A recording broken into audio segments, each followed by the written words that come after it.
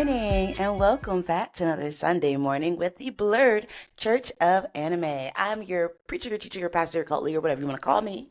I am Black Star here with another hopefully inspirational message for you this week. Yeah, my voice is kind of gone. It's because of BlurCon. And I also want to do a huge apology. We missed last week. The plan was to live stream from BlurCon with the testimony service, and a series of technical issues happened.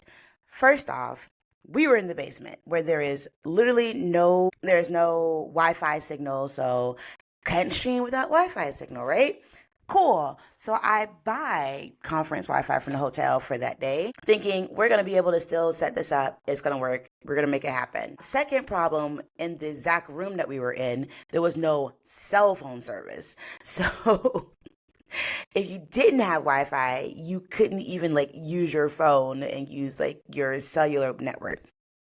Third issue, the laptop that I bought the Wi-Fi for died right before the panel and I lost my charger. So I had a backup laptop, but then didn't have the time to rebuy the whole package for the hotel Wi-Fi. So couldn't put on my phone, did some recording, took some video, was hoping to then upload it later. Video didn't come out great on the phone, couldn't get a lot of sound. It was a whole thing. So I'm sorry. I wish I really y'all could have been there in spirit with us for the testimony service at BlurCon. It went really well. A lot of people spoke and talked about some of the anime and manga and comics that really inspired them. It got me rewatching Tanya the Evil all over again based on one of the testimonies. Oh my gosh, I forgot. I need to rewatch that whole anime. It was just a fun time, and BlurCon all around was a fun time. And then you come home and you deal with the con depression. You're not being around your people anymore.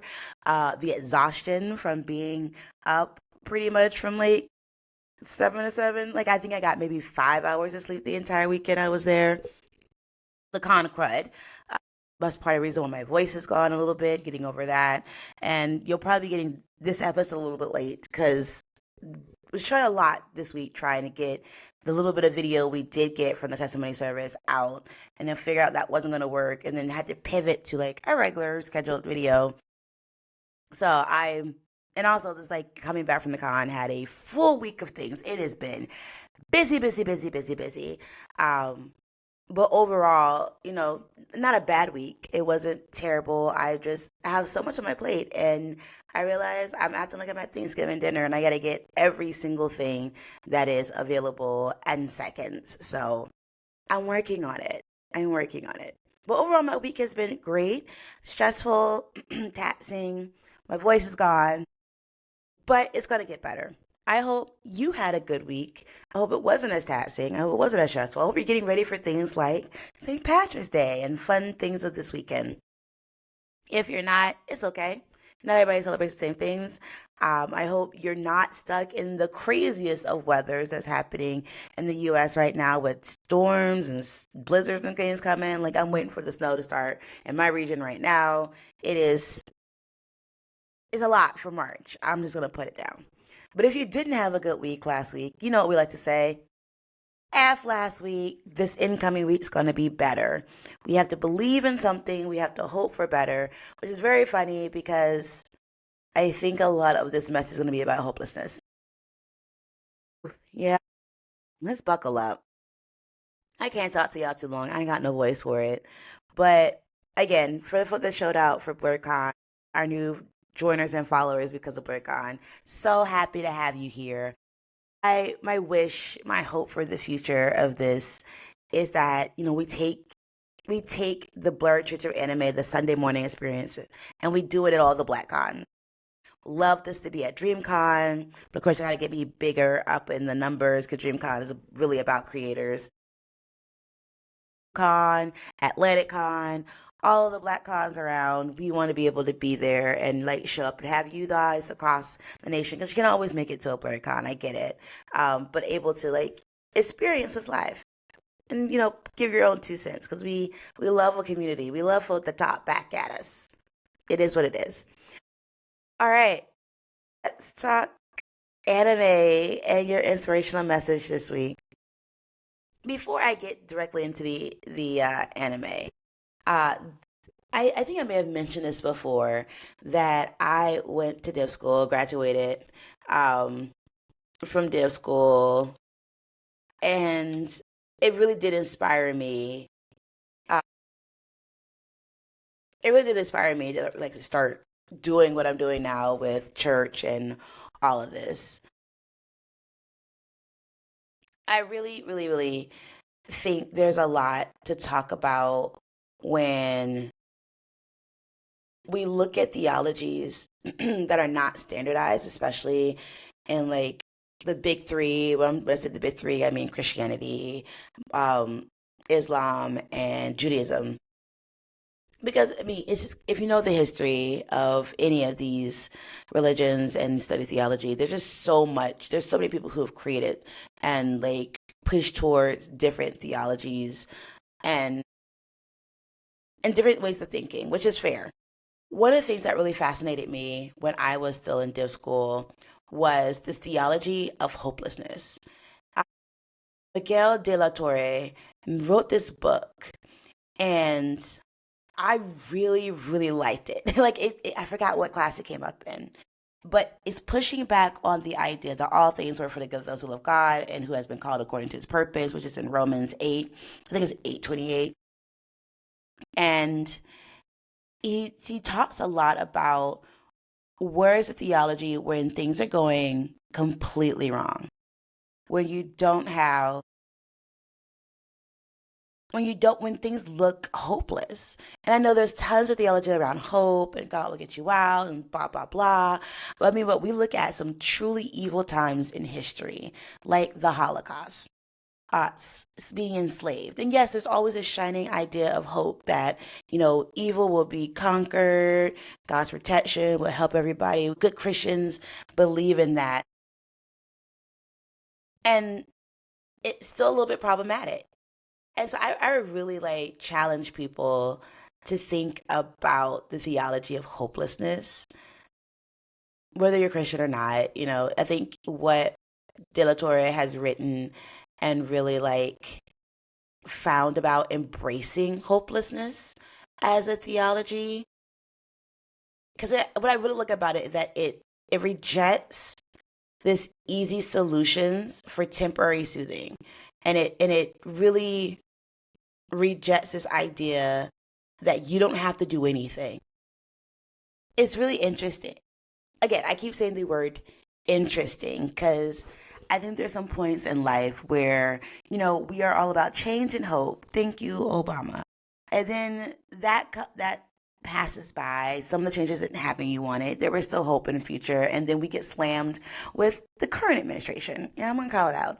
And a lot of things that are happening right now, especially with another war in Iran and no clear direction, no strategy.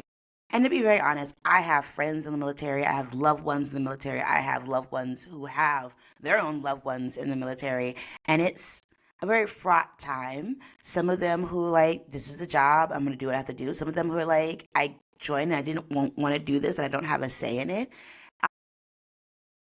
And it's not, I think, for us as Americans, not as bad as what we know has been happening in Palestine, what we know to happen in Syria, what we know to happen in the Congo, what we know to happen again during the Holocaust. But this starts to smell a lot like Vietnam mixed with Iraq and the war on terror. And there's so many families on both sides of the conflicts who become disillusioned and feel hopeless around what can happen and how they can protect their loved ones. And I never want to downplay that. I never want to be like, just put your faith in the anime of this thing. And like, I get, I get why people have depression. I get why people struggle. I get it. And I think what I really loved about the Embracing Hopelessness theology by De La Torre is it meets people in those situations. It meets people when like you don't see the light at the end of the tunnel and tell you that it's okay. And I thoroughly appreciate that. And so the anime I want to talk about this week I don't know if a lot of people have seen it. It's called Zenshu. It's fairly new. It came out in 2024, 2025. It was on a lot of people's list of the best of 2025. First off, it's an original story from Map. So you know the animation is gorgeous. Baby, this animation is gorgeous. It is, if you're just an animation geek, you should watch Zenshu off the pencil and pens and colors itself with different animation styles happening. I am not a complete animation geek. I watch things for stories and characters, but even when I watch Mappa stuff, it's like, oh my gosh, like the colors are killing me. Zenshu is wonderful, but Zenshu is also a really interesting tale. It's about this young anime um, artist who was very, very young and had a very successful TV show that popped off. And so now she's getting the chance to write and produce and direct her very own anime movie, which is a big, big, big, big deal. Uh, her name is Natsuko Hiroshe. So Natsuko, we're gonna call her. She is, very very particular about her stuff. Well, while she's working on the movie, she eats some bad clams or something and dies. Like first episode spoilers, let me warn you. Um and then she is reincarnated into the world of the anime movie that inspired her to be an animator. Yeah, so she becomes a a character, or she wakes up in the world of A Tale of Perishing, which is the name of the movie she watched over and over and over again, that essentially inspired her to get into animation, to practice, like, learn how to draw and doing it and over until she became this amazing anime, what's the word I'm looking for? Animator. There we go. That's the word. The problem with waking up in the world of A Tale of Perishing is that although she loves it and she loves this character and she loves this movie, it is a tragic story. As you learn about the world of A Tale of Perishing, because it reminded me of those 80s and 90s like American animated movies where clearly the directors don't like kids. Anything by Don Bluth, where the purpose is not to have a happy ending. The purpose is to scare children. The purpose is to tell you kids that life is not fair and bad things will happen. And A Tale of Perishing is a tragic anime about things are going to happen and the hopelessness of trying. Now that Nezuko is there with her favorite character, with this animation that she knows back and forth because it's all the times she watched it, she decides she's going to alter the storyline the best she can so that she can bring hope to this utterly tragic movie that she loves. And how does she do that? Well, she has the power in this world to bring her animations, whatever she draws, to life. Y'all, it's a really, really cool story. I think y'all should totally watch it. I try not to bring any animes or mangas or comments that I don't think you shouldn't like enjoy out here, but it is so cool. It is such an interesting premise. Again, as a animation geek, as someone who loves watching movies and TV shows, I can't tell you how many times I dreamed about going into my favorite worlds and being a character there, let alone having powers in there. And then she gets to do it, and she's this great animation or animator, and she's trying so hard to make sure like her first loved characters are able to have a better ending than what she knows happens. She's literally defying fate for these people. But I don't want to talk about the whole anime. I actually want to talk about a teleperishing because I think it's very interesting when we get into the storyline of a teleperishing, what is happening and what this and why a director. And again, this movie was considered a critical flop by a very like popular director at the time. But I think it's really, really interesting to say like, hey, why did that why did this creator make a tale of perishing? Like why? What was she hoping to accomplish with such a, I don't know, such a like a hopeless show? So our TV or movie, whatever it is. Okay, so a tale of perishing is really a story about how this world, right? And they are the main cast. Sorry, let me back up. So, Hotel Perishing has this main cast. There's like this character, Luke Braveheart, Memlin, Unio, and QJ. They are these special warriors who are battling the void. The void, right? First off, the thing is called the void. And the void has come and has suffered and taken out all of these different towns all around this world. The nine soldiers, actually. So, like, they're the last four of the nine soldiers, which tell you, like, five soldiers have already perished. And the void monsters are keeping up. They're trying to stop this thing from happening. They're at the very last human settlement called Last Town. And this is like the final battle where the void is coming in. And in the teleperishing, so many, like, Luke Braveheart, which is such a generic name, I love it, is the main character, and Luke is like the main character that Natsuko really, really gravitates towards. Like, he's the first person she learned how to draw. And she knows that he's going to have this terrible fate as he tries to, like, defeat the void and really tries to save Last Town and protect what they call the soul future. That's where the Last Town is built around, the soul future. And this is what the voids are trying to eat and destroy and, like, wipe out all life. And in the original movie, like, they fail. That's the point of the movie. Despite having nine warriors, they slowly whittle down to just Luke. And then Luke in his this desperation, and Luke in just being betrayed, having his friends die on him, watching, like, they win several battles, but ultimately they can't, like, stop the war. The war keeps happening. And so in all of his, like, his torment, just constantly trying and failing, and each battle losing a little more piece of himself. It's heartbreaking, but it's also, like, really sad to see how this promising hero, who is the shining light and example and hope for this last of humanity in various ways, because there are a lot of different characters and creatures, who finds love, but then the love dies, whose best friend dies, whose mentor dies, who's, like, everyone around them. And they keep trying to be like, but I'm the hero everyone needs. I am what they need. I am the last hope. And having one person be the hope and have to survive just heartbreak after heartbreak and tragedy after tragedy is not sustainable. And I think that's what the producer of the director of this movie is trying to show.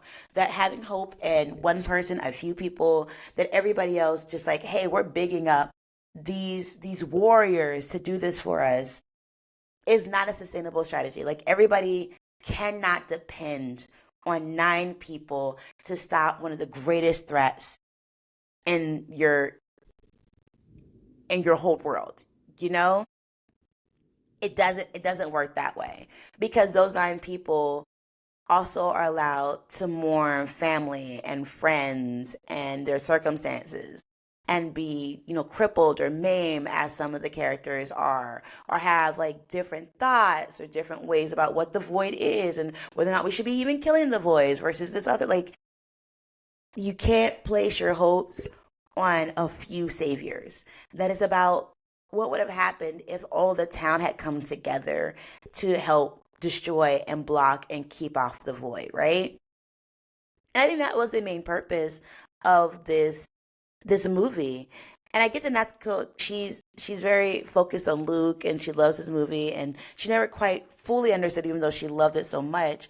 And I get her wanting to get the happy ending for everybody. And we see that she goes to the extremes length to change the narrative and fighting against the future that is. And I think even she kind of learns that, because she tries to do it all on herself. Like, she knows what's going to happen. She's not trying to tell the characters, because why would you stop the story that way?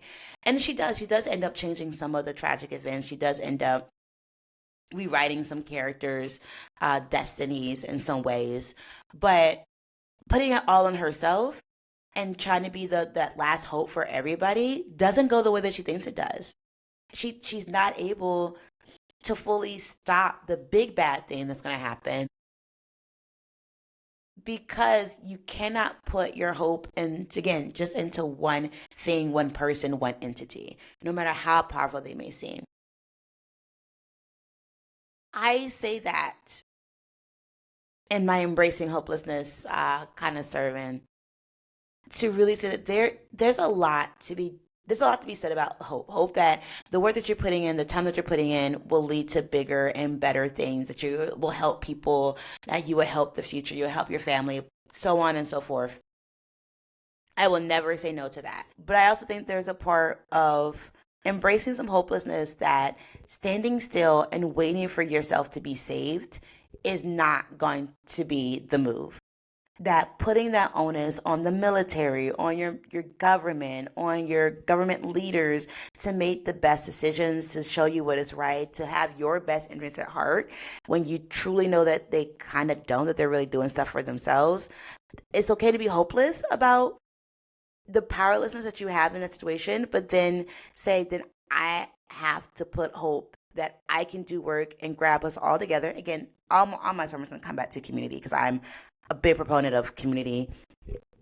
All of us coming together and creating and pushing back and doing the work that we need to do to survive and possibly thrive in the future. Yes, there's some things you can't stop your friends who are and family members who are in the military from being deployed. That is a big system government of things happening. But you can put pressure on how the government's responding to things. Like there's protest, of course. There is country dissenters, of course. There is a lot of different ways that we can look through history and see how people have objected to wars being waged with American lives and families and resources. And we take a page, and we also know that a lot of those ways are not without risk and not without, um, putting targets on yourself. And that is part of the hopelessness, is that, like, okay, I'm willing to be a target if it helps protect and, like, can influence some other things. I think it's people who are politically inclined, folk who watch the news, who care about what's happening in their countries, abroad, all around. You know, this is a very scary time.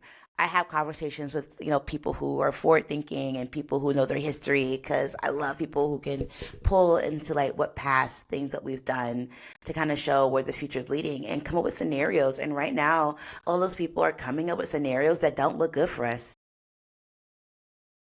Like, to be out very honest, people are saying there's, one of three ways things can go, and some of this way that things can go, are still not great for the majority of people, even here in America and abroad. And that feels hopeless. But I still feel it, even in the hopelessness, trying to, like, regain and reconnect and focus and try to push towards a future that we may not even see right now. One that may not be revealed from our own history of faults and follies. And that does sound a lot like hope, but it's not being like, okay, it's going to happen. I trust other people. It's like, no, I don't trust other people. And I have to, like, be engaged and do that work myself. So I think what I'm really saying in this is, like, okay, we do have to be a little bit like our animator friend and be engaged and do the work ourselves. When we see where the bad ending is coming, and be very upfront, like, a bad ending is coming if we stay on the path, if we let things play out. What can we do? But then we also know that we shouldn't be doing it all alone, because one person doesn't quell the entirety of all of this stuff that is happening. We pull in other people. There's a part towards the end where it's like, okay, she can no longer hold her secret. She has to pull in the other members to be like, I need you to help save this, because this is going to happen. Like, she had to tell the truth and, like, kind of show that she had some of that forward knowledge of what's happening to be able to pull people to like really help try to, change the ending again. Um, and again, I'm always going to preach community. I'm always going to preach that we are not on an island alone. No matter what we do, we should be pulling in our loved ones, our community members, because it doesn't just affect us, it affects so many more people. And I think that's why I'm going to leave it here, where like you don't have to act like everything's okay. You don't have to believe that the future is going to come out okay. You can be hopeless, but in that hopelessness, you can still do the work to change the outcomes that you see are coming. Just plain and simple. And I wish this was like a more uplifting, but like it is kind of is what it is. There's a lot going on in our world, and I don't think we can hide from that. I don't think that we can cover our eyes. I mean, we can always bury our heads in the sand, but that doesn't make us better, and it's not going to stop the bad things that are coming. Again, don't rely on these mythical heroes, mythical 9 soldiers who are fighting this losing war. Some of us got to get up and do the work ourselves. And I think if you watch Zenshu, you will see how those little changes that our main character makes does change some of the other characters to do better. And I appreciate it. I appreciate that ripple effect. And another reason why I truly, truly do love that show. And the animation just bomb. It's such a smart show. It deserves to be on people's top 10 list for the year 2025. All right, I'm gonna stop there. Drink some more tea, get my life together. It is a Sunday. It's gonna be snowing soon, and I'm in the process of doing a lot of housework. So I hope that y'all have a fantastic week. I will catch you next week. We're still on it. I'm sorry we missed a week. That was not my plan. But, plans change and we become flexible and we do what we need to do. Share with a friend or our family member. Share with other people are nerdy, and like talk. Talk at us in the comments. Tell me, have you seen Zenshu? Are you interested in watching it? What do you do when you feel hopeless? I think I really want to hear from you. What do you do when you feel hopeless? Because it's a fair feeling. And it's not one of those, oh, just get over it. Like, nah, we can sit in our hopelessness as well. And if anyone has ever read Embracing Hopelessness, I want to chat with you. I generally love that book, and not in the way when I say like, oh, I love to read this or I love anime. It has been eye-opening and definitely has changed the way I view certain pieces of like when I'm feeling down, and looking into the future. So if you've ever read Embracing Hopelessness, I do want you to reach out, put it in the comments. I want to like definitely talk more with people, because it's been very hard finding people who have engaged in this theology. So yeah, that's it. I'm in jabbering and talking, so we're gonna end it there. Until next time, bye. The Blurred Church of Anime podcast is produced by Black Star, aka Lauren Tillman, written by Lauren Tillman, and hosted by Lauren Tillman. Music created by EL47.